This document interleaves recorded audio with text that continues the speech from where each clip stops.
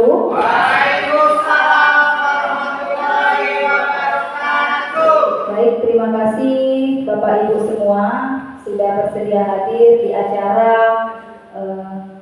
aksi nyata modul 14 diseminasi budaya positif pendidikan guru penggerak angkatan 9. Sebelumnya saya ucapkan terima kasih atas kesempatannya kepada Ibu Kepala Sekolah dan rekan guru yang sudah memberikan waktu, meluangkan waktunya untuk saya agar bisa melakukan diseminasi untuk modul 1.4 budaya positif.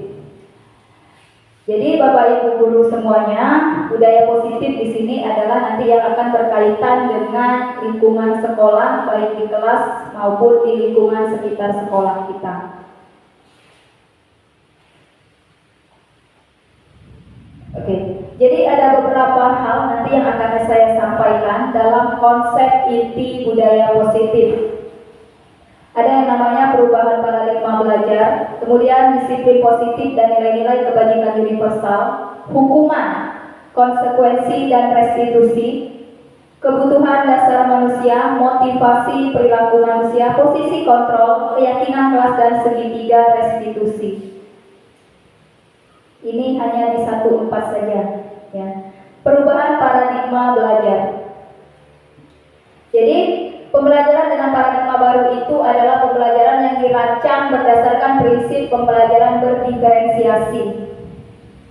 Sehingga murid belajar sesuai dengan kebutuhannya meliputi kesiapan belajar, minat belajar, dan profil belajar murid untuk mewujudkan profil belajar Pancasila. Jadi Bapak Ibu, pembelajaran berdiferensiasi ini bukan berarti 32 anak kita mengajarkan hal yang berbeda, enggak. Jadi diferensiasi ini bisa kita diferensiasi kontennya, materinya, bisa melalui prosesnya, dan bisa melalui produk yang dihasilkan. Contoh, anak yang gaya belajarnya visual misalnya, bisa kita lakukan dengan menggunakan gambar-gambar dalam penyampaian materi. Kalau anak audio berarti dia mendengar ya, lebih senang duduk biasanya, kita gunakan video. Kalau anak yang kinestetik, misalnya dia suka bergerak, itu bisa kita tampilkan sumber belajar yang bisa mengakomodir mereka untuk berjalan ke sumber belajar tersebut. Nah, bisa juga dengan produk yang dihasilkan. Misalnya ada pelajaran bahasa Indonesia, teks laporan, atau laporan percobaan, bahasa Inggris misalnya. Jika anak tersebut minatnya di memasak misalnya, berarti mereka hanya membuat teks laporan tentang memasak. Misalnya mereka suka olahraga, ya olahraga saja. Jadi tidak kita samakan semuanya itu sama yang mau diajarkan, ya. Jadi memang di sini peran guru untuk pembelajaran diferensiasi itu sangat penting. Tapi sebelum ke diferensiasi, itu ada yang namanya tahap menentukan kesiapan belajar murid melalui asesmen tadi. Asesmen diagnostik kognitif dan non kognitif. Ya, jadi kita bisa tahu anak ini seberapa paham mereka dengan materi kalau kognitif. Kalau non kognitif misalnya kita bisa menentukan gaya belajar tadi. Ya, kalau mereka suka mendengar, misalnya suka visual atau kinestetik, ya, mereka suka bergerak. Itu merupakan pembelajaran paradigma baru untuk mewujudkan profil belajar Pancasila. Oke. Berikutnya adalah perubahan paradigma teori kontrol. Nah, jadi ini ada beberapa miskonsepsi ya, kesalahan konsep yang sering kita dengarkan. Ilusi guru mengontrol murid itu hanya ilusi. Ya, umpamanya Dery misalnya, kamu tidak boleh apa-apa misalnya, ya, itu ilusi guru mengontrol murid. Kemudian ilusi semua penguatan positif, efektif dan bermanfaat ini nanti akan berkaitan dengan penghargaan.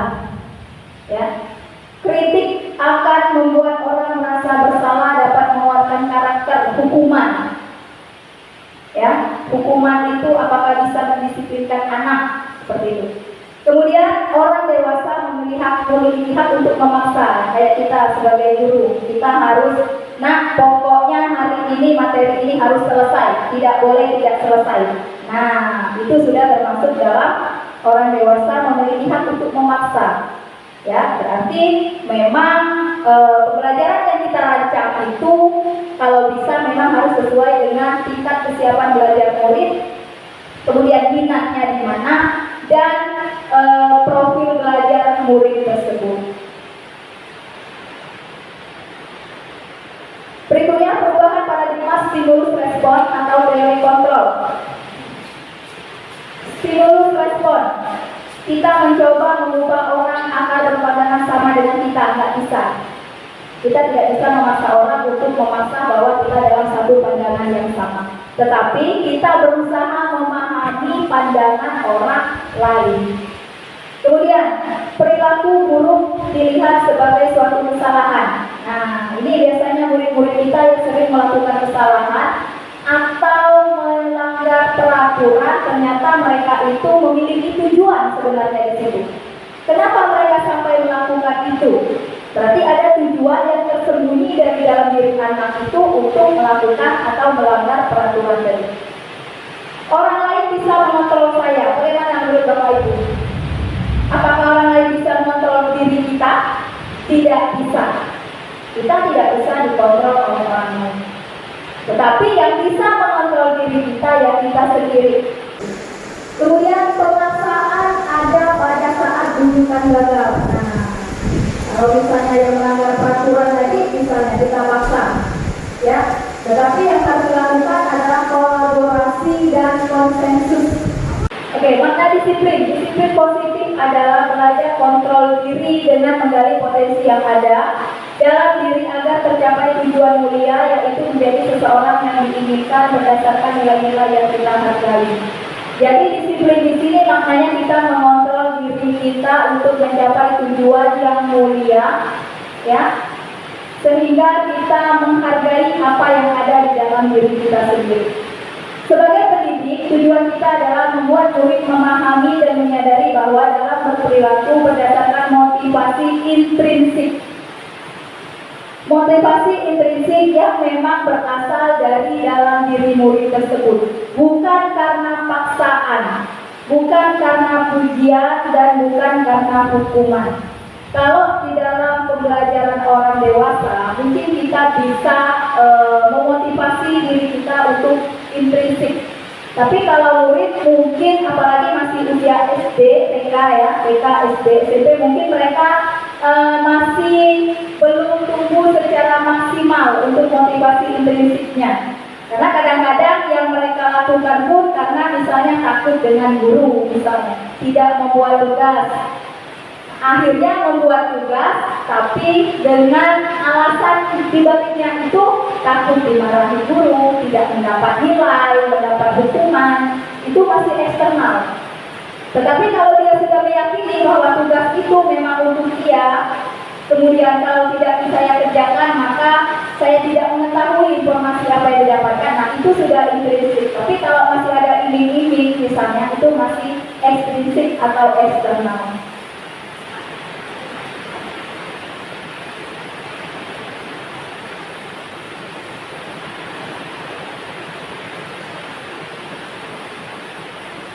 Oke. Selanjutnya nilai-nilai kebajikan universal. Nilai-nilai kebajikan itu nilai-nilai positif sebenarnya Bapak Ibu. Ya, misalnya tanggung jawab, saling menghargai, saling menghormati, itu adalah nilai-nilai kebajikan universal. Kemudian dengan menaikkan nilai-nilai kebajikan, maka motivasi intrinsiknya akan terbangun sehingga menggerakkan motivasi dalam diri untuk dapat mencapai tujuan yang diinginkan. Nilai-nilai kebajikan yang ingin dicapai oleh setiap anak Indonesia kita kenal dengan profil pelajar Pancasila. Jadi profil pelajar Pancasila itu salah satu nilai-nilai kebajikan universal. Nilai-nilai kebajikan yang lain misalnya meletakkan barang pada tempatnya, tanggung jawab, nilai-nilai kebajikan. Kemudian memberi salam, sopan santun berarti. Kita menggunakan pelindung kepala atau helm saat berkendara, berarti nilai kebajikannya keselamatan. Jadi nilai-nilai kebajikan itu sifatnya positif, ya. Berikutnya hukuman konsekuensi, dan restitusi. Oke, ini kita lihat perbedaannya. Hukuman itu sifatnya tidak terencana atau tiba-tiba. Anak atau murid tidak tahu apa yang akan terjadi dan tidak dilibatkan. Berarti sepihak dari kita. Bersifat satu arah. Makanya dari pihak guru yang memberikan dan murid hanya menerima suatu hukuman tanpa melalui kesepakatan. Hukuman yang diberikan bisa fisik atau psikis, bisa juga melalui perbuatan atau kata-kata. Itu sifatnya hukuman. Nah, dia akan berbeda dengan yang namanya penghargaan. Nah, penghargaan berlaku sama dengan hukuman, ya. Jadi kita memberikan penghargaan itu berarti sudah termasuk menghukum anak, ya. Kalau di modul budaya positif ini, ya. Dorongannya eksternal dan akan ada faktor ketergantungan pada jangka panjang. Konsekuensi. Nah, ini bedanya nanti hukuman dengan konsekuensi. Konsekuensi itu sudah kita sepakati antara guru dan murid. Misal, jika kamu terlambat saat jam pelajaran, maka kamu akan mengganti sisa waktunya saat jam istirahat. Itu konsekuensinya. Ya, bukan terlambat tapi kamu harus membersihkan ruangan. Itu hukuman yang tidak ada kaitannya dengan kesalahan yang dibuat. Itu. Umumnya bentuk konsekuensi dibuat oleh guru dan murid sudah mengetahui sebelumnya dan akan diterima bila ada pelanggaran. Tapi pada konsekuensi murid tetap dibuat tidak nyaman dalam jangka pendek. Oke. Peraturan dan konsekuensi ini sudah diketahui sebelumnya oleh murid. Sifat guru di sini senantiasa memonitor murid. Restitusi. Ya, mungkin Bapak Ibu guru baru mendengar istilah restitusi. Restitusi itu menciptakan kondisi murid untuk memperbaiki kesalahan mereka sehingga mereka kembali ke kelompok mereka menjadi karakter yang lebih kuat. Jadi di sini proses restitusi itu adalah kolaborasi untuk memperbaiki kesalahan murid, ya, dan bagaimana mereka memperlakukan orang lain, orang dewasa. Oke, sekarang saya mau tanya Bapak Ibu, ya, di sini termasuk hukuman atau konsekuensi. Mencatat 100 kali di dalam buku kalimat saya akan tidak terlambat lagi karena terlambat sekolah. Ya, hukuman. Lari mengelilingi lapangan basket 2 kali karena terlambat air. Hukuman. Ya. Murid diminta untuk push up 15 kali karena tidak menggunakan masker. Hukuman. Menggantikan kertas tugas teman yang telah dicoret-coret. Apa? Iya, konsekuensi. Dia sudah mencoret-coret, dia harus menggantinya karena selaras kesalahan dengan apa yang diterima. Itu konsekuensi. Membersihkan tumpahan air di meja tulis karena tersenggol pada saat belajar. Iya, konsekuensi. Murid disuruh untuk tidak mengenakan sepatu seharian di sekolah karena tidak mengenakan sepatu hitam. Apa akhirnya? Ya, hukuman. Nah, yang terakhir, lari mengelilingi lapangan basket 2 kali karena terlambat 10 menit untuk pelajaran PJOK. Apa kira-kira? Konsekuensi atau hukuman? Bisa 2. Apa kira-kira? Tergantung perjanjiannya apa teman? Apa kira-kira? Hukuman atau konsekuensi? Pada saat pelajaran PJOK, ya, hukuman. Jawabannya adalah konsekuensi. Karena saat pelajaran olahraga ada yang namanya pemanasan. Betul. Ya, betul. Jadi sebenarnya kita bisa melihat yang kita lakukan itu sebagai hukuman atau ada konsekuensi. Kalau masih berkaitan dengan apa yang kita ajarkan, mungkin itu bisa termasuk dalam konsekuensi. Tapi kalau tidak ada kaitannya antara perbuatan yang dilakukan dengan tindakan yang diterima itu namanya manusia. Nah, kita manusia pasti melakukan sesuatu itu ada motivasinya. Ya, sama dengan murid Bapak Ibu, tidak saya ceritakan di awal tadi. Mereka mengerjakan tugas karena takut dengan guru misalnya. Berarti mereka masuk yang pertama, menghindari ketidaknyamanan atau hukuman.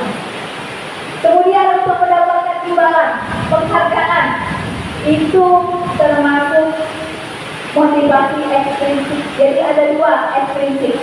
Ya, karena takut dihukum dan karena mau ada sesuatunya. Iya, itu ekstrinsik.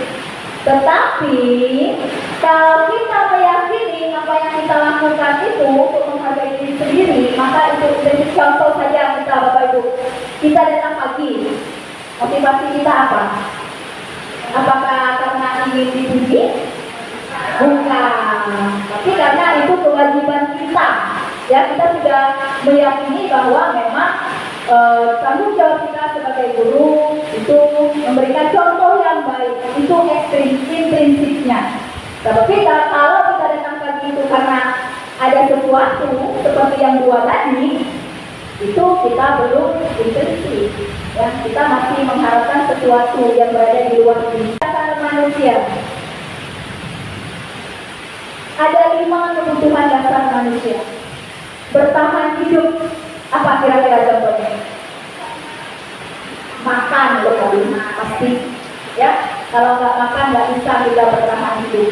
Ya, minum kebutuhan sehari-hari yang memang untuk menunjang fisik kita. Kasih sayang dan merasa diterima. Ya, kesenangan, kebebasan, dan penguasaan. Kalau saya kasih contoh, misalnya kalau di kelas Bapak Ibu, ya, kita sebenarnya bisa melihat anak itu yang sering tidur, misalnya, yang tidak mau mencatat, misalnya. Itu ada kebutuhan dasar mereka yang sebenarnya tidak terpenuhi di situ. Ya, mereka senang tidur, berarti mereka mungkin di rumah begadang. Ya, berarti di antara 5 ini ada yang tidak terpenuhi. Ada misalnya anak itu senang membuat atau menjadi temannya. Mungkin mereka kurang kasih sayang dan diterima oleh kita atau oleh teman-temannya. Ada murid itu yang tidak mau kalau kita suruh menulis, suruh berbicara. Mungkin mereka tak senang menulis atau berbicara. Ya, kebebasan, tidak mau belajar hanya mendengarkan saja. Kebebasan, mereka mungkin mau video dan sebagainya. Penguasaan, merasa dilihat oleh orang lain itu seperti apa, ya, dihargai oleh orang lain itu seperti apa. Jadi kalau di antara kelima kebutuhan dasar ini tidak dipenuhi, maka murid tersebut tentu akan membuat suatu hal. Karena dasarnya dari sini tadi. Di antara 5 ini ada yang tidak terpenuhi dari mereka itu. Apakah itu bertahan hidup, misalnya uang jajannya kurang, misalnya belum sarapan, misalnya, itu kan bisa membuat mereka di kelas tidak semangat. Ya, merasa diterima, kasih sayang. Bapaknya dengan teman-temannya itu mereka tidak dihargai, jadi mereka senang menjadi orang lain. Ya, kesenangan. Ya, setiap orang memiliki kesenangan dan juga kebebasan yang berbeda-beda, serta kebutuhan dasar penguasaan. Posisi ada catatan di situ Bapak Ibu, saya selipkan sedikit. Hindari hukuman dan pemberian penghargaan agar membuat murid menyadari bahwa perilaku yang mereka lakukan itu memang berlandaskan nilai-nilai kebaikan dan tidak terpengaruh adanya hukuman atau penghargaan. Ya, jadi tujuan dari disiplin positif itu adalah untuk menemukan motivasi intrinsik yang mereka yakini karena memang saya menyadari tugas saya belajar dan selalu manusia. Nah, kita manusia pasti melakukan sesuatu itu ada motivasinya. Ya, sama dengan murid Bapak Ibu, sudah saya ceritakan di awal tadi. Mereka mengerjakan tugas karena takut dengan guru misalnya. Berarti mereka masuk yang pertama, menghindari ketidaknyamanan atau hukuman. Kemudian untuk mendapatkan imbalan, penghargaan, itu termasuk motivasi ekstrinsik. Jadi ada dua ekstrinsik, ya, karena takut dihukum dan karena mau ada sesuatunya. Iya, itu ekstrinsik. Tetapi kalau kita meyakini apa yang kita lakukan itu untuk menghargai diri sendiri, maka itu menjadi contoh saja kita, Bapak Ibu. Kita datang pagi, motivasi kita apa? Apakah karena ingin dipuji? Bukan, tapi karena itu kewajiban kita. Ya, kita sudah meyakini bahwa memang tanggung jawab kita sebagai guru itu memberikan contoh yang baik. Itu prinsipnya.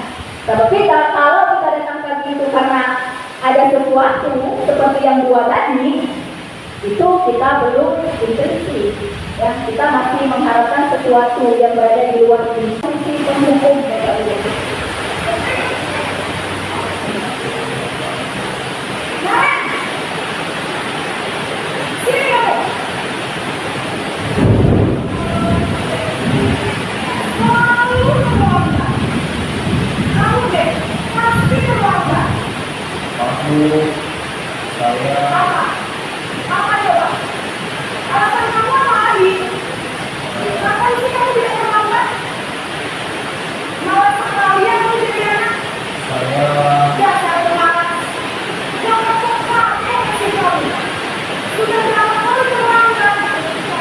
Siapa yang sering seperti ini?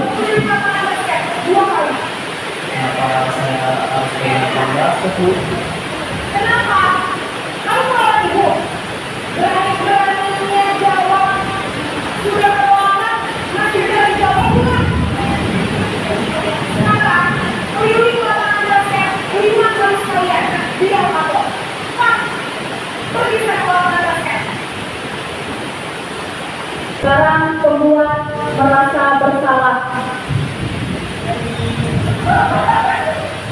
Ada ya?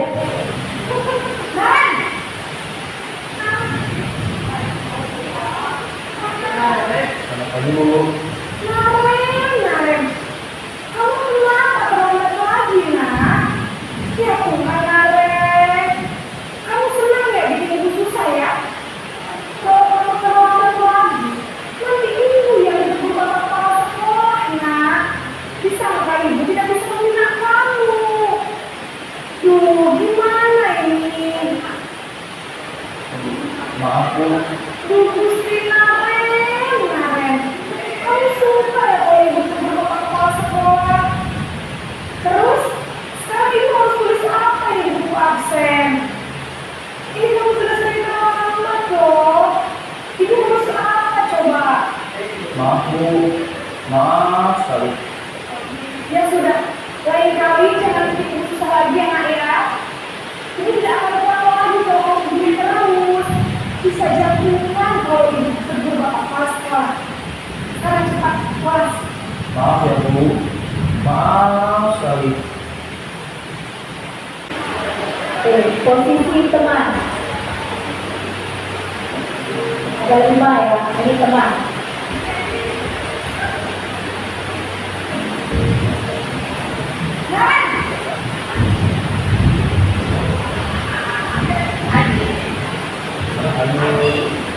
Wah, sudah jam berapa ini, nak? Berapa kira-kira? Saya. Iya Bu. Habis ibu saya udah mengamankan saya Bu. Kamu malah nyalakan ibu kamu. Kamu bukannya apa paling kencang. Kok terlambat sih? Iya Bu. Saya mengamankan banget tadi. Jadi biar saya kencang tetap nggak kenyang Bu. Ya sudah sana. Nanti lain kali larinya lebih kencang lagi ya. Biar gak terlambat lagi. Bikin senang ibu. Demi ibu. Bisa kan? Bisa lah Bu. Ya sudah sekarang masuk kelas. Ibu beresin urusan absen kamu. Kamu ini ada-ada saja.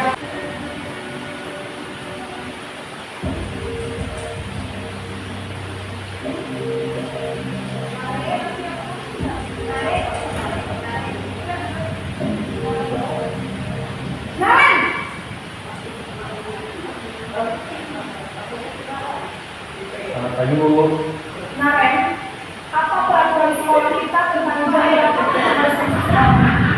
Siapa? Ibu Dipa ya? Harus di sekolah jam 7, Bu. Iya betul, sekarang sudah jam 7.20.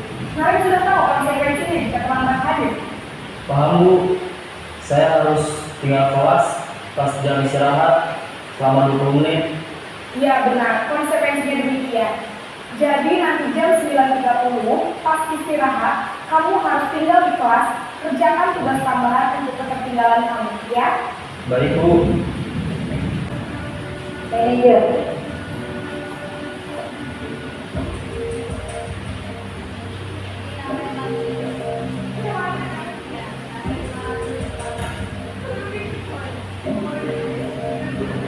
Naren!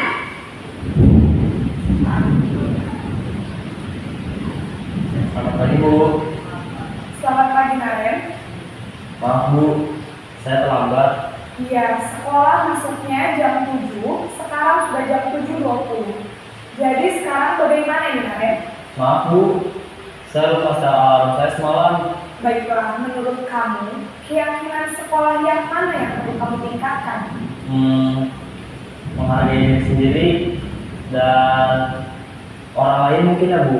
Setuju. Jadi, apakah Naren meyakini prinsip saling menghormati tersebut? Iya, Bu. Saya meyakininya. Apakah Naren bersedia memperbaiki masalah keterlambatan ini? Bersedia, Bu. Bagaimana kamu akan memperbaiki masalah keterlambatan ini? Saya akan coba untuk tidak lupa menyetel alarm saya, Bu. Baik, kalau Naren lupa menyetel alarm di rumah, ada orang yang kira-kira bisa bantu mengingatkan tidak? Ada, Bu. Kakak saya, Kak Emma. Ada lagi selain Kak Emma? Selain Kak Emma, ada ibu saya. Baik, jadi yang mengingatkan Naren adalah Kak Emma dan ibu kamu ya?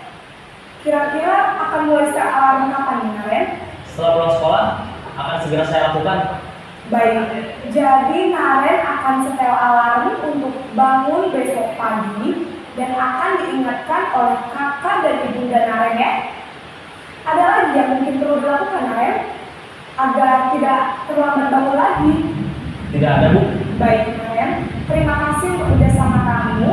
Sekarang kamu perlu kembali ke kelas untuk belajar. Baik, Bu. Terima kasih. Bu, tadi mungkin sudah tahu perbedaan ya dari 5 posisi kontrol yang harus dimiliki oleh seorang guru. Nah, mungkin sama juga dengan seperti saya ya Bapak Ibu ya. Mungkin selama ini kita banyak di nomor 1 dan 2 mungkin. Selama ini ya, yang sering kita lihat mungkin yang kita kenal di sekolah-sekolah kita dulu mungkin. Berarti Bapak Ibu guru kita yang terdahulu juga mungkin masih menggunakan nomor 1 dan nomor 2. Jadi posisi penghukum itu nada suara tinggi, menghardik-hardik, berkacak pinggang, menunjuk-nunjuk dengan nada yang tinggi. Kamu terlambat terus misalnya, ya. Tidak ada lagi orang lain misalnya selain kamu yang terlambat terus. Oh, berarti kita di penghukum ternyata. Ya. Pembuat merasa bersalah. Nah, ya. Bagaimana pembuat merasa bersalah? Kita nadanya lembut, tapi kita menyalahkan murid tersebut. Ya, kita tidak emosi. Kita nada suara lembut, lemah, ramah, tapi kita masih menyalahkan murid kita karena berbuat salah. Kamu terlambat, ya. Berarti Bapak Ibu guru kamu tidak bisa membina kamu misalnya. Itu membuat merasa bersalah. Posisi teman, ya. Posisi teman ini termasuk posisi yang memiliki dampak yang positif, tapi memiliki ketergantungan juga. Dia hanya mau ke guru yang tertentu saja, tidak semuanya.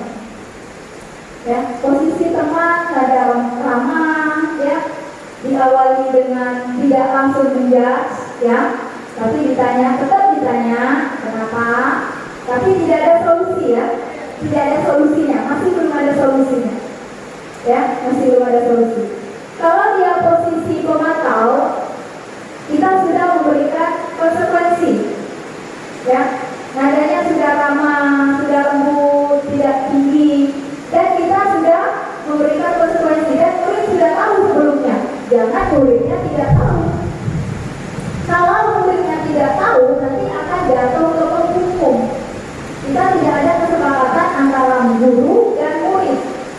Jadi sebenarnya harus ada kesepakatan jika siswa terlambat, maka konsekuensinya misalnya disuruh menunggu di kelas, di luar kelas selama 10 menit misalnya, sambil memperhatikan guru yang mengajar. Itu mereka sudah tahu konsekuensinya. Tapi kalau misalnya tidak ada kesepakatan itu, kita langsung memberikan hukuman, nah kita kembali ke penghukum. Kemudian posisi yang paling disarankan, posisi manajer. Posisi manajer ini nanti yang akan menguatkan motivasi intrinsik murid. Kalaupun kita mau bergeser, Bapak Ibu ya, kita bergesernya ke pemantau, ya, ke pemantau. Jangan ke 1 dan 2. Sini juga saya banyak belajar, ya, Bapak Ibu. Mungkin selama ini saya juga termasuk orang yang cukup cepat mungkin ya kalau masalah masuk kelas misalnya. Mungkin ya, karena saya sadari anak-anak itu kalau bel itu saya sudah pasti di depan kelas seperti itu. Ya, kalau ada yang terlambat, memang kadang-kadang saya suruh menunggu di luar. Ya, karena memang konsekuensinya ya harus seperti itu. Tapi intinya kita harus memikirkan konsekuensi yang mempunyai korelasi dengan kesalahan yang mereka buat harusnya. Ya, jadi dalam posisi manajer seperti yang Bapak Ibu lihat tadi, anak-anak itu mencari sendiri solusi dari masalah keterlambatan persinaren tadi. Dia tahu dia terlambat karena terlambat bangun. Kenapa terlambat bangun? Jadi guru itu menggali terus. Guru menggali kenapa terlambat bangun, lupa memecat alarm. Itu saya tidak membangunkan saya. Kita tanya lagi, bagaimana biar kamu tidak terlambat? Ya, saya akan meminta bantuan kakaknya misalnya, atau meminta bantuan yang lain. Terus kita tanya lagi, kapan kamu akan melakukan itu, melakukan perubahan itu? Ya, tapi kalau kita hanya sebatas kamu tahu konsekuensinya, ya Bu, saya misalnya harus menggantikan jam ketinggalan saya di jam istirahat. Sudah selesai. Itu pemantau. Tapi kalau kita mereka tahu dan kita gali lagi informasinya sehingga mereka bisa menemukan bagaimana agar tidak terjadi lagi kesalahan itu adalah posisi manajer. Nah, posisi pemantau ini mengandalkan data-data Bapak Ibu. Ya, berarti kita harus mencatat. Oh, misalnya si B ini hari Senin terlambat, hari berikutnya terlambat lagi, hari berikutnya terlambat lagi. Kita harus mengandalkan data. Tapi kalau kita sudah kembali ke posisi manajer, ya harapannya, ya anak ini bisa menyadari kesalahannya dan menemukan solusi sendiri dari masalah mereka tersebut. Ya, semoga dengan adanya 5 posisi ini, Bapak Ibu, kita saling berbenah diri, termasuk saya juga jujur, ya, kita sedikit demi sedikit bergeser, ya, bergeser. Mungkin dari pembuat merasa bersalah bergeser dulu ke teman, ya, ke teman, sedikit demi sedikit kita bergeser lagi ke monitor, dan akhirnya mungkin karena sudah sering tadi, ya, pasti terbiasa kan, karena bisa terbiasa selalu melakukan itu. Semoga kita berada di posisi manajer agar murid bisa memecahkan masalahnya secara mandiri, bukan kita yang nyuruh, tapi mereka sendiri yang menemukan solusinya.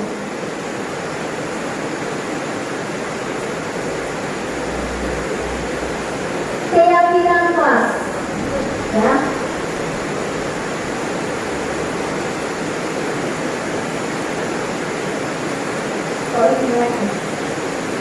Nah, mengapa keyakinan kelas? Mengapa bukan peraturan kelas? Beda. Ya, peraturan kelas dengan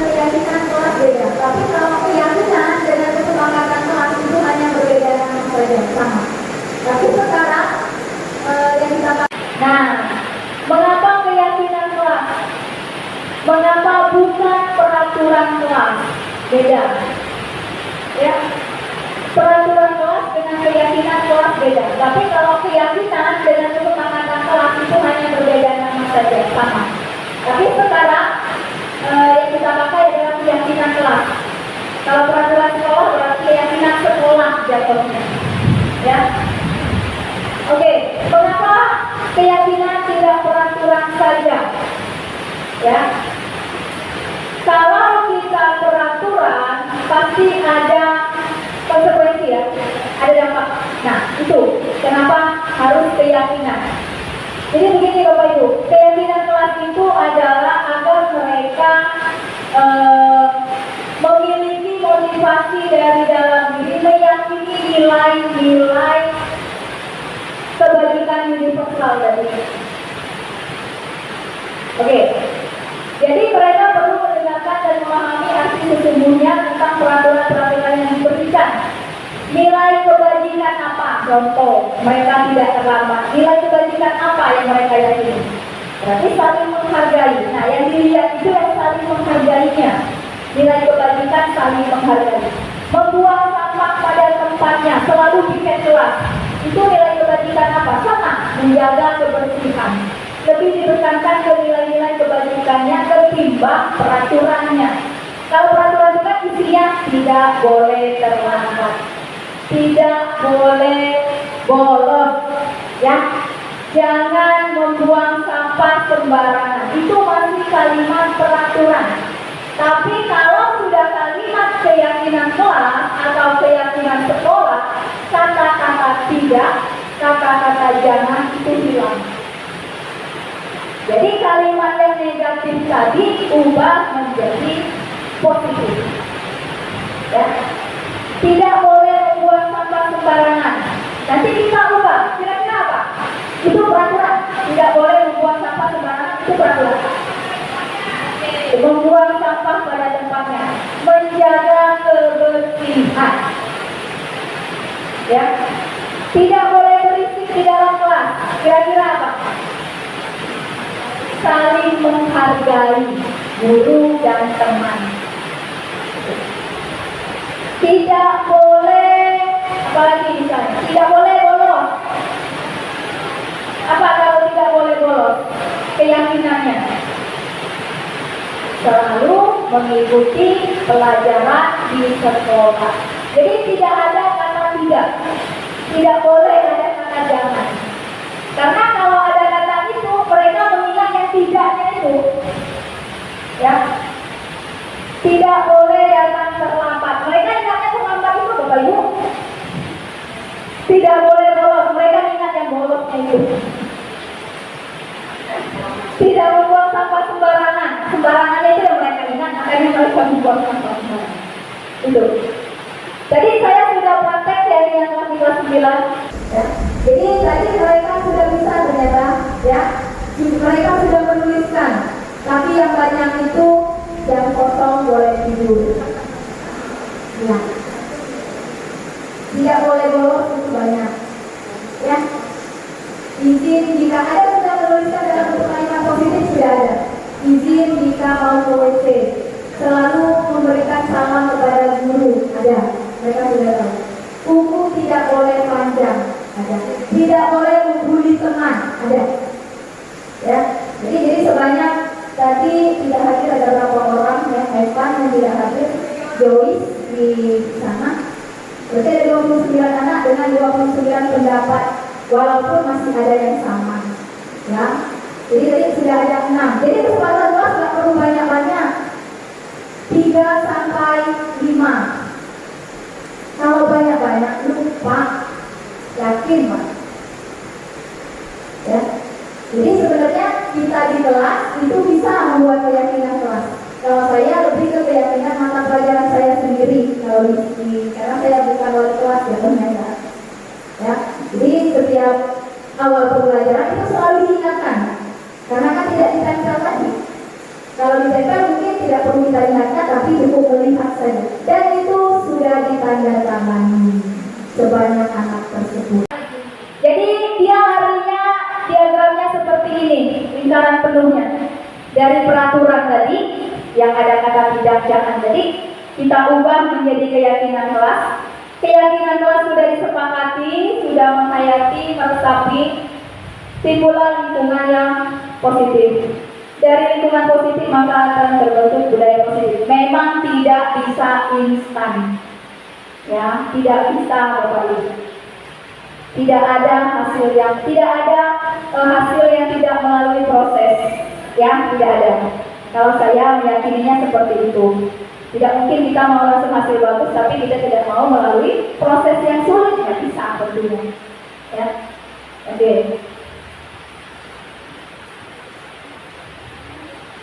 Ini tahapannya. Ya, sudah saya rangkum tadi. Yang pertama, mempersiapkan warga sekolah. Kalau keyakinan sekolah bagaimana? Ya sama. Kalau keyakinan sekolah berarti ada guru, TU, dan murid. Kalau murid di keyakinan kelas tadi. Kalau di sekolah mungkin antara kita di kepala sekolah yang memang bisa kita buat keyakinan sekolah, dan ditempel bila perlu. Setuju? Alhamdulillah Ibu Kepala Sekolah sangat mendukung. Ya. Kemudian mencatat semua masukan di mana sebuah warga sekolah dapat melihat. Nah, jadi tadi juga sudah saya bacakan satu persatu dari 29 kepala, 29 kali saya menyebutkan keyakinan atau peraturan yang mereka inginkan. Menyusun, nah ini yang nomor 3. Menyusun kalimat negatif menjadi positif. Ya, kalau mereka kan nggak tahu tadi ya, jadi masih ada yang bentuk kalimat negatif. Maka tidak boleh bolos, tidak boleh terlambat, itu masih kita ubah. Ya, tidak boleh terlambat. Berarti datang tepat waktu, hadir ke tepat waktu. Tapi nilai kebajikannya apa kalau datang tepat waktu? Apa kira-kira nilai kebajikan universal? Disiplin, tanggung jawab, ketertiban, mengenakan seragam sesuai dengan hari yang sudah ditentukan. Itu disiplin, itu juga termasuk keyakinan sekolah. Nilai kebajikan apa yang dituju? Apa kira-kira? Keseragaman, ya, kesetaraan, itu. Jadi nilai kebajikan itu banyak, tapi yang dalam positif. Banyak sekali nilai kebajikan itu, ya. Kemudian meninjau, ya, dan menemukan nilai kebajikan atau keyakinan tadi. Jadi tadi misalnya hadir tepat waktu, nilai keyakinan yang dituju adalah disiplin, tanggung jawab, itu nilai kebajikannya. Kemudian meninjau ulang, ini Bapak Ibu, sebaiknya tidak terlalu banyak, 3-7 saja cukup. Bila mana terlalu banyak, maka warga kelas akan sulit mengingatnya, ya, nggak sulit untuk dijalankan. Kemudian ditinjau ulang lagi, ya, dan ditandatangani termasuk guru dan semua murid. Dan yang paling akhir, diletakkan di kelas di tempat yang mudah diingat oleh semua warga. Segitiga restitusi. Restitusi tadi sudah ada di awal, ya. Proses kolaboratif untuk menemukan solusi bersama-sama. Ini pengertiannya dikembangkan oleh pakar pendidikan Diana Dawson berlandaskan teori kontrol oleh Dr. William Glasser. Segitiga restitusi ada proses dialog yang dijalankan oleh guru atau orang tua agar dapat menghasilkan murid yang mandiri dan bertanggung jawab untuk memperbaiki kesalahan mereka dan menjadi karakter yang lebih kuat.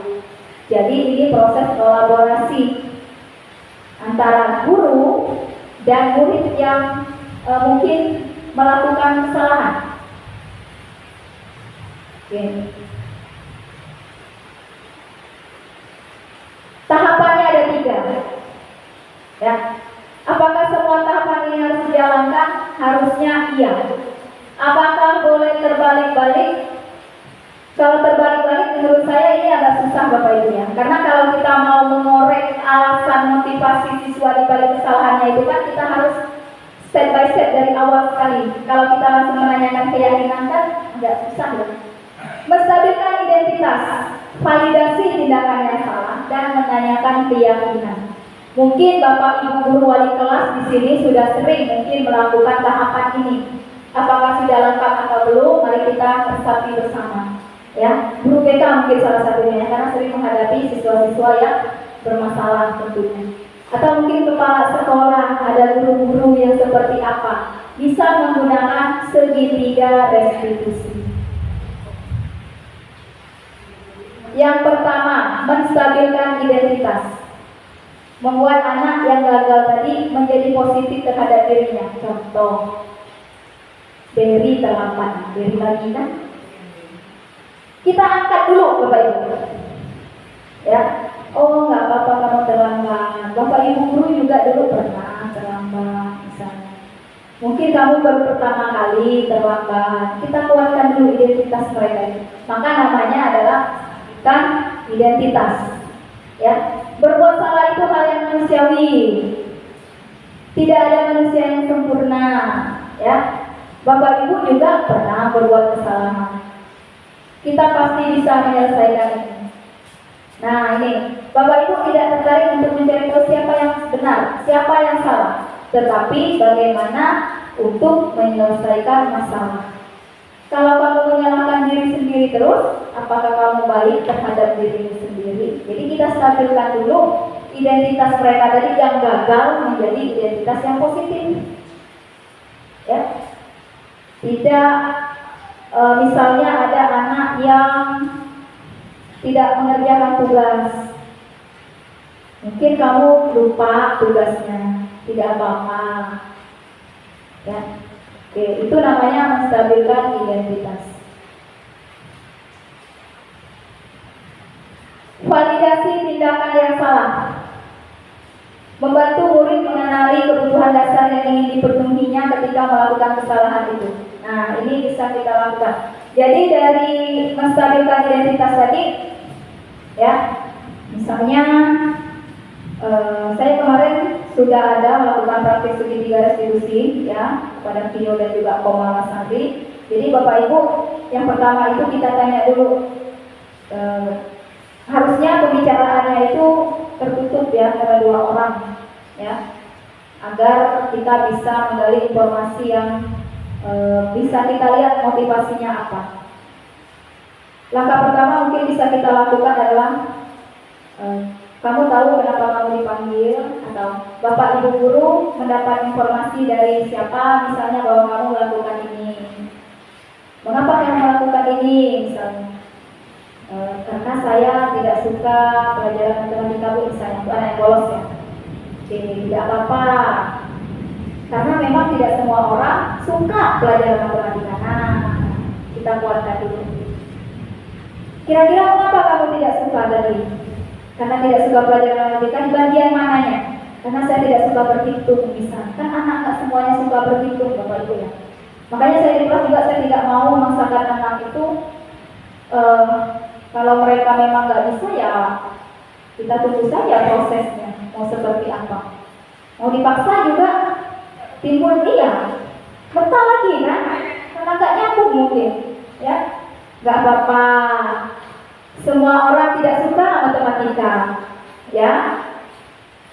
Kalau tidak suka berhitung, oke.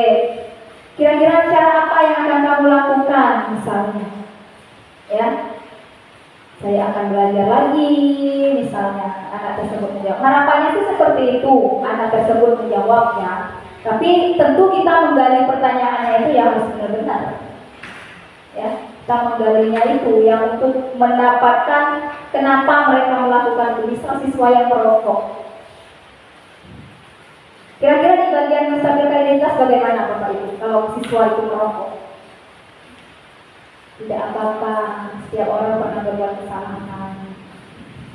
Termasuk merokok tadi kan. Mungkin kamu baru pertama kali merokok.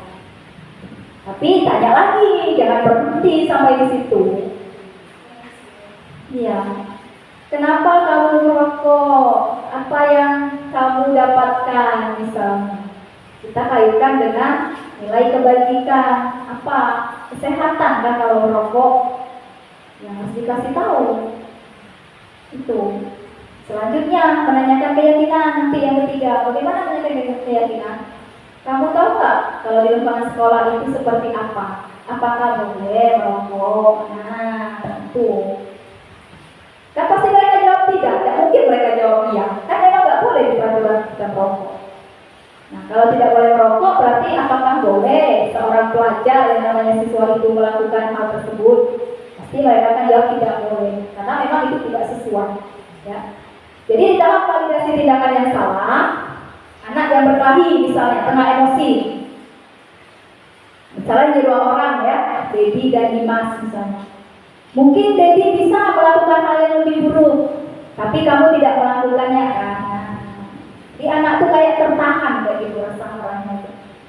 Kamu punya alasan kenapa kamu berkelahi. Nah, baru di sini kan terlihat motivasi mereka melakukan itu apa, ya? Apa yang penting bagi kamu? Berarti mereka membela diri mereka yang mereka yakini tadi. Kamu boleh tetap berusaha menjaga sikap itu, tapi tambahkan sikap yang lain yang baru, misalnya. Kemudian, maukah kamu belajar cara lain untuk mendapat yang kamu butuhkan tanpa harus memukul? Ya. Apakah kamu bisa melakukan lebih baik lagi besok pagi, misalnya? Ya, itu di tahap validasi tindakan yang salah. Jadi di validasi tindakan yang salah inilah nanti akan keluar alasan mereka melakukan itu. Nah, setelah mereka bercerita, maka yang tahap terakhir menanyakan keyakinan. Nah, kita menggalinya harus menghubungkan dengan nilai-nilai kebajikan tadi, dengan nilai-nilai keyakinan sekolah, keyakinan kelas. Ya. Apa yang kita percaya di kelas atau sekolah kita, atau apa yang kamu yakini dari peraturan-peraturan yang ada di sekolah, keyakinan sekolah kita. Nilai universal apa yang telah kita sepakati? Tentunya kalau yang nomor 2 ini sudah ada kaitannya dengan keyakinan kelas, ya, atau keyakinan sekolah. Kelas yang ideal itu seperti apa sih? Lingkungan sekolah yang ideal itu seperti apa? Murid-murid yang ideal itu seperti apa? Ya. Apa yang kamu rasakan ketika kamu melakukan itu? Saya merasa senang, misalnya dia memukul temannya. Saya merasa bersalah, misalnya. Ya. Kamu menjadi orang yang seperti apa? Nah, ini bisa kita lakukan di tahapan menanyakan keyakinan. Jadi Bapak Ibu semua, mungkin di antara kita ini sudah ada yang melaksanakan penerapan segitiga restitusi itu. Ya, mungkin di tahap 1 dan tahap 2. Ya. Secara lengkap agar anak itu bisa menyelesaikan masalahnya sendiri dengan kita menggali pertanyaan tadi, maka solusi yang diharapkan itu lahir dari anak tersebut. Saya tidak mau merokok lagi misalnya. Maka apa yang harus saya lakukan? Ya, ya anak tersebutlah yang tahu. Karena kan kita bukan pelakunya masalahnya. Anak yang tidak bolos lagi misalnya, biar dia tidak bolos lagi, biar dia tidak mencontek lagi. Itu bisa kita terapkan dengan segitiga restitusi tadi. Jadi jangan langsung kau nih, ya, terlambat terus, jadi orang lain. Anak itulah merasa down, ya. Jadi jangan anak itulah bersalah, kita downkan lagi, tapi kita angkat, kemudian kita gali, baru kita cari solusinya bersama-sama. Ya.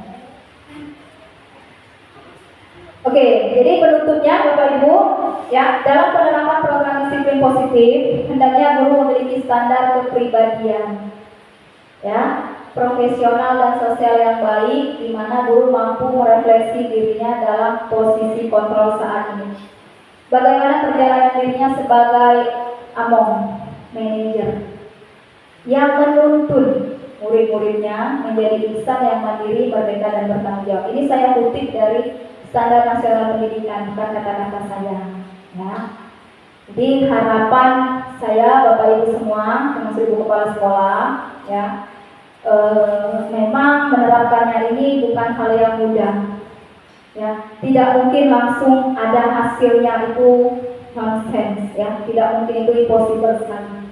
Tetapi kita berangkat dari hal-hal yang kecil yang bisa kita perbuat agar murid-murid kita ini menyadari apa yang dilakukannya itu memang karena untuk tanggung jawab dan menghargai nilai-nilai kebajikan agar tercapai tujuan yang mulia. Harapannya seperti itu. Memang teorinya seperti ini Bapak Ibu ya. Cuma prakteknya kita perlu waktu, kita perlu proses. Jadi saya dan juga kepala sekolah mungkin harapannya tentu akan ada yang namanya budaya positif ya. Kenapa dengan budaya positif? Dengan budaya positif lingkungan kita itu enak, kita kerjanya enak. Siswa itu bukan takut dengan guru sebenarnya, tapi dia meyakini itu, dia tidak melakukan itu karena memang tugas siswa, ya seperti itu. Harapannya seperti itu. Semoga apa yang saya sampaikan di sini Bapak Ibu walaupun sedikit ya bisa dipahami. Mungkin sudah ada beberapa orang guru kemarin kan yang sudah mengikuti visi saya kemarin pas pendampingan individu. Ini juga sudah saya sampaikan sebenarnya, tapi tidak terlalu mendetail, hanya lewat-lewat saja. Jadi inilah diseminasi budaya positif ya untuk memenuhi tugas pada modul 1.4 aksi nyatanya. Kebiasaan yang baik ya itu. Saya ucapkan terima kasih sekali lagi atas kesempatannya. Semoga bisa kita jalankan. Apabila ada salah-salah kata saya mohon maaf, kepada Allah saya mohon ampun. Saya akhiri, wabillahi taufiq wal hidayah. Wassalamualaikum warahmatullahi wabarakatuh.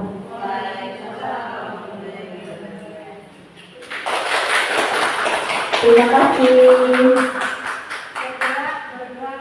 Iya. Assalamualaikum warahmatullahi wabarakatuh. Saya Putri Amriana, guru seni budaya di UPTD SMP Negeri 3 Riau Selim. Di sini saya akan mempresentasikan hasil diseminasi praktik baik aksi nyata modul 1.4 tentang budaya positif. Ada beberapa materi secara umum yang telah kami dapatkan dari kegiatan tersebut, yaitu pertama, hukuman, konsekuensi, dan restitusi. Kedua, motivasi perilaku manusia. Ketiga, ada kebutuhan dasar manusia. Empat, posisi kontrol guru, keyakinan kelas, dan segitiga restitusi. Nah, jadi alhamdulillah sekali dengan adanya kegiatan ini kami jadi lebih tahu dengan adanya budaya positif yang baik. Terima kasih kepada Ibu Eka telah memberikan kami pengetahuan yang lebih dalam lagi. Semoga kita dapat berkolaborasi untuk mewujudkan lingkungan belajar yang positif sehingga peserta didik dapat belajar dengan aman dan nyaman dalam rangka mewujudkan profil pelajar Pancasila.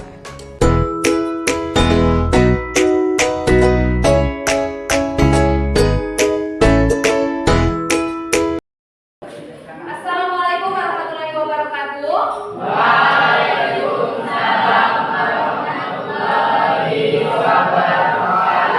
Selamat pagi. Bagaimana kabarnya hari ini?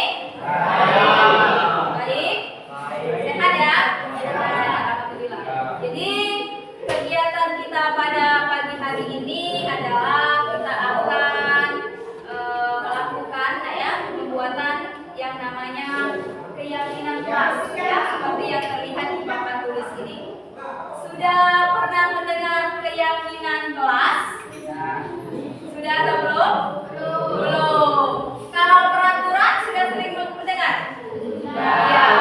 Jadi peraturan kelas ini nanti yang akan kita susun menjadi keyakinan kelas. Ya. Jadi kita berangkatnya dari mana? Dari peraturan dulu. Ya. Peraturan yang seperti apa yang kalian inginkan di dalam kelas kalian ini? Biar semuanya tertib, semuanya rapi. Itu tujuan utamanya. Ya. Jadi tujuan utama membuat keyakinan kelas ini adalah untuk membentuk budaya positif atau disiplin positif. Nah, di kelas kalian itu sudah tertera budaya positif. Ada salam, senyum, sapa, sopan, santun, sabar, dan syukur. Ya, itu secara garis besar berarti ada 6S namanya. Sama dengan keyakinan kelas. Ya. Jadi langkah pertama tahapnya nanti kalian akan menuliskan masing-masing dikasih kertas sticky note ya untuk menuliskan keyakinan atau peraturan apa yang kalian sepakati. Jadi nanti keputusannya kalian sepakati bersama dan kita tanda tangani bersama-sama.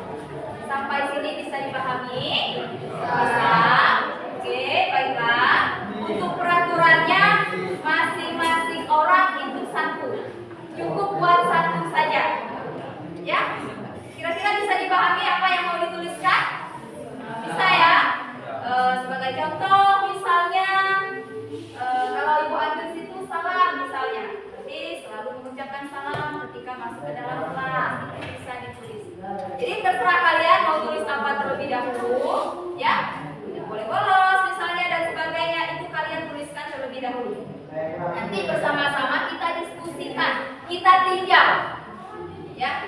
ditinjau ulang. Kemudian kalau ada peraturan yang sama atau kalimat yang sama, kita buat menjadi satu keyakinan kelas. Sampai sini ada pertanyaan? Tidak? Bisa dipahami? Bisa. Oke, baiklah. Ibu akan membagikan kertas sticky note-nya terlebih dahulu. Setelah itu kalian tuliskan dan kalian tempelkan ke depan sini. Ya, setelah ditempelkan, dibacakan, baru kita buat secara bersama-sama keyakinan apa yang mau kita sepakati antara ibu dan kalian semua yang berada di kelas ini. Oke? Oke.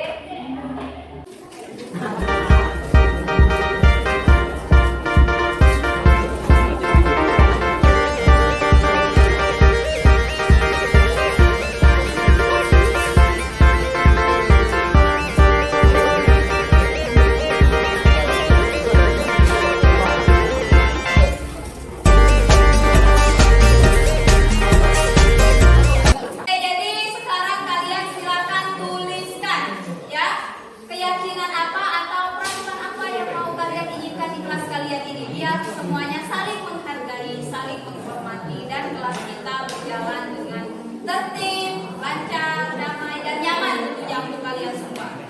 Oke, bisa dipahami sampai sini? Oke, silakan dituliskan keyakinan kelas apa yang mau kalian inginkan. Silakan.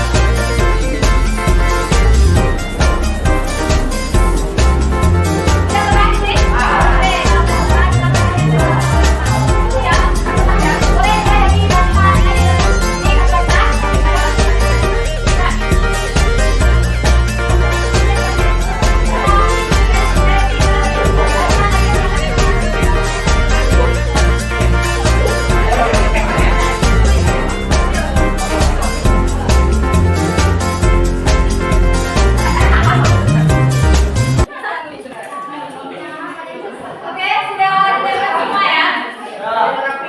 Oke, selanjutnya kita akan melihat ya, kalau ada yang sama nanti akan ibu jadikan satu kalimat saja. Ya. Oke, yang pertama, posisi kelas harus bersih. Oke, berarti ini menyangkut masalah kebersihan. Selanjutnya, belajar satu baik berarti kondisi kelas yang menyenangkan bagi kalian. Yang ini, pulang tepat waktu, ya. Ya. Sama yang ini ya, pulang tepat waktu katanya. Ini sama juga, berarti tepat waktu. Ya, nilai-nilai disiplinnya tepat waktu. Tidak boleh merusak fasilitas sekolah. Nah, bagus ini. Berarti belajar sambil bercerita, berarti belajar sambil bermain, belajar yang menyenangkan. Tidak boleh berisik.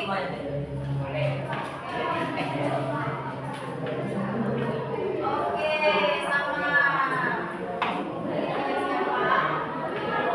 Tidak boleh bolos.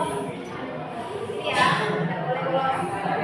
tidak boleh bolos. Tidak boleh bolos. Selalu memberi salam.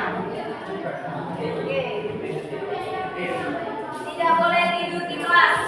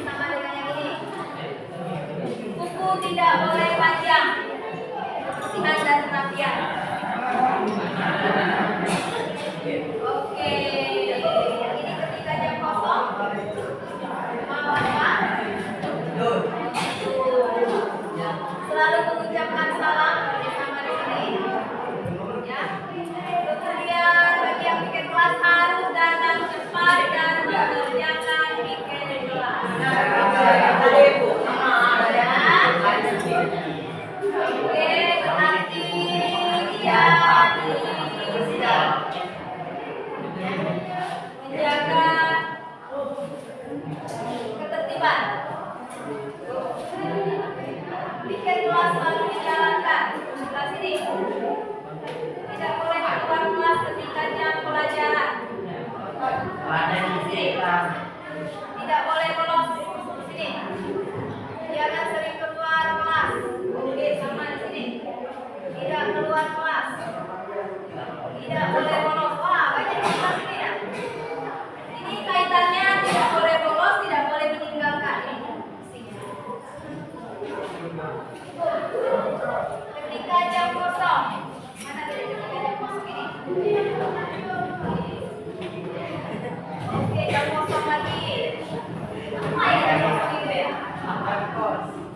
Nah, jam kosong lagi ya gini. Ya. Oke, berarti sudah ada berapa bagian? 1, 2, 3, 4, 5, 8 bagian. Ya, 8 bagian yang kalian sepakati. Jadi tadi ada yang menuliskan dengan kata tidak, betul nggak? Ada yang menuliskan dengan kata tidak boleh bolos. Jadi keyakinan di kelas yang harus dibuat itu kalau bisa kalimatnya dalam bentuk kalimat positif. Jadi hari ini kita akan mengubah. Kalau harus negatif, kalimat negatif kita ubah menjadi kalimat positif. Tidak boleh bolos. Nah, ada kata tidak itu kalau di keyakinan kelas itu harus diubah menjadi kalimat yang positif. Kira-kira apa kalau tidak boleh bolos? Bukan boleh bolos berarti dong. Ya? Kalau tidak boleh bolos ini kaitannya satu ya, tidak boleh bolos, tidak keluar kelas, jangan tidak. Itu jangan ada kata tidak. Tidak boleh ada kata tidak. Harus kalimat positif. Kira-kira apa?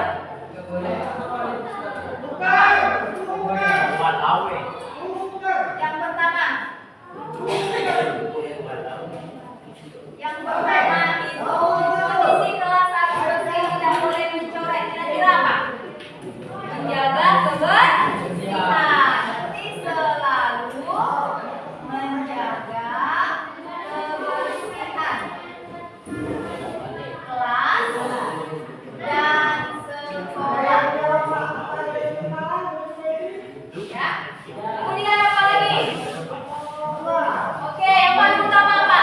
Kalau ini hadir tepat waktu. Ya. Hadir tepat waktu. Kemudian belajar sambil bermain berarti bagaimana? Suasana kelas yang nyaman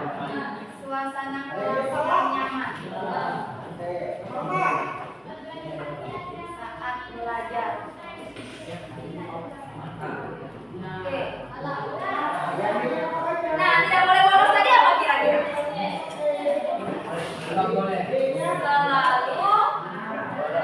Selalu mengikuti pelajaran. Ya, itu dia. Selalu mengikuti pelajaran di kelas. Ini termasuk jam kosong tadi ya. Kembali lagi ke sini. Kemudian selalu memberi salam ketika masuk kelas. Tidak boleh menghubungi teman. Ya, apa kalau tidak peduli? Saling menghargai. Apa itu disebut dengan tidak peduli teman? Ya, jadi kalimatnya harus positif, ya. Saling menghargai guru dan teman. Ya. Nah, termasuk tadi selalu memberi salam. Ya, menghargai guru, menghargai teman. Selanjutnya, jika izin masuk dan kembali ke kelas lalu mendengarkan salam. Berarti apa? Izin jika ada keperluan. Izin jika ada keperluan. Nah, yang terakhir, buku tidak boleh panjang. Berarti apa? Ya, selalu menjaga kebersihan diri. Ya, berarti di sini bisa kita katakan selalu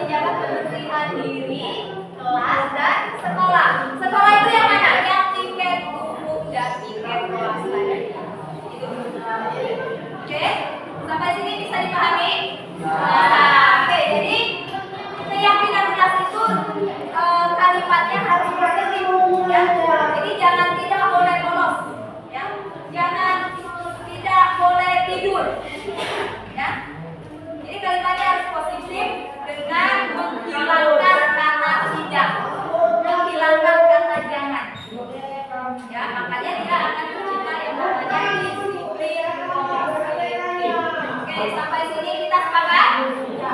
Yang pertama apa? Selalu menjaga kebersihan diri, kelas dan sekolah. Ingat buku, tidak boleh panjang, rambut, seragam, ya. Piket kelas, piket umum biasa. Hadir tepat waktu. Boleh terlambat. Karena tempat tidak boleh ya. Harus hadir tepat. Suasana belajar jangan saat belajar. Seperti yang tadi, belajar sambil bermain, selingi game, misalnya. Selalu mengikuti pelajaran di kelas. Tidak boleh bolos, maksudnya di sini. Ya. Kemudian saling menghargai guru dan teman. Ucapkan salam, tidak membuli. Memasuki saling menghargai. Kemudian yang terakhir, izin jika ada keperluan. Mau ke WC, ya, mau mengambil sesuatu yang berada di luar kelas, maka disebut dengan meminta izin jika ada keperluan. Sampai sini bisa dipahami? Bisa. Kita sepakat? Oke, kalau sudah sepakat, nanti ini akan kita salin di kertas yang warna ini. Ya, jadi Ibu mohon nanti bantuannya untuk tuliskan kembali sebanyak 6 poin. Ya. Setelah itu kita tanda tangani bersama-sama. Ya, berarti harus disepakati betul semuanya. Nggak boleh hanya sampai sini saja, enggak. Ya, nanti akan ditempel di kelas ini. Ya, jadi boleh hias nanti dengan gambar kelas. Sampai sini ada pertanyaan? Tidak ada? Oke. Kalau tidak ada, keyakinan kelasnya akan kita tulis terlebih dahulu. Oke, jadi keyakinan kelas kita ini sudah kita sepakati ada 6, ya. Saatnya yang paling utama harus ditandatangani. Artinya ini resmi, tidak bermain-main ya, Nana. Oke? Setelah ditandatangani nanti akan ditempel di kelas kalian. Nah, tidak boleh dicabut-cabut. Nanti vandalisme.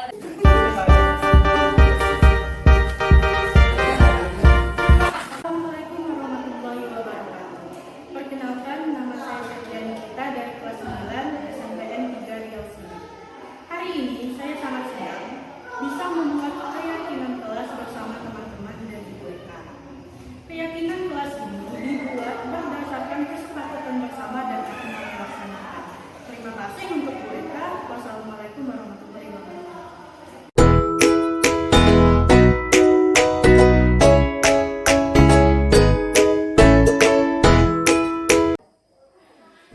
Apa kabar Vio?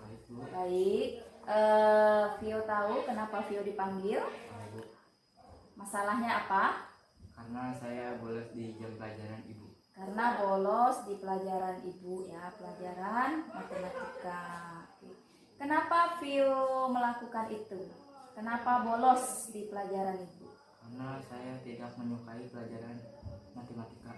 Karena Vio tidak menyenangi pelajaran matematika. Tidak apa-apa ya, karena memang tidak semua orang itu menyenangi pelajaran matematika, termasuk Vio salah satunya.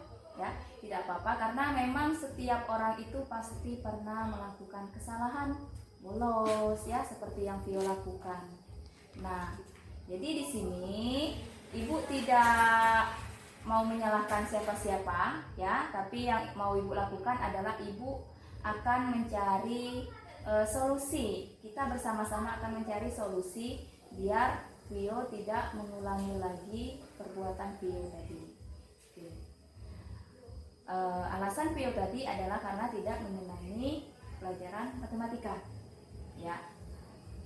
Kenapa tidak menyenanginya itu? Karena saya kurang menguasai. Karena kurang menguasai pelajaran matematika. Di bagian mananya? Di bagian perhitungan. Di bagian penghitungannya. Nah, di Vio ini kurang menguasai, jadi bolos untuk menghindari pelajaran ibu tadi. Kira-kira yang Vio lakukan itu perbuatan yang bagaimana? Yang buruk. Apakah di keyakinan sekolah kita itu diperbolehkan untuk bolos? Tidak. Kira-kira Vio tahu keyakinan sekolah kita itu salah satunya adalah Tidak boleh bolos. tidak boleh bolos baik atau meninggalkan pelajaran di pelajaran siapapun ya. Jadi biar Vio tidak mengulangi lagi perbuatan Vio tadi, kira-kira apa yang akan Vio lakukan? Apa? Tidak bolos.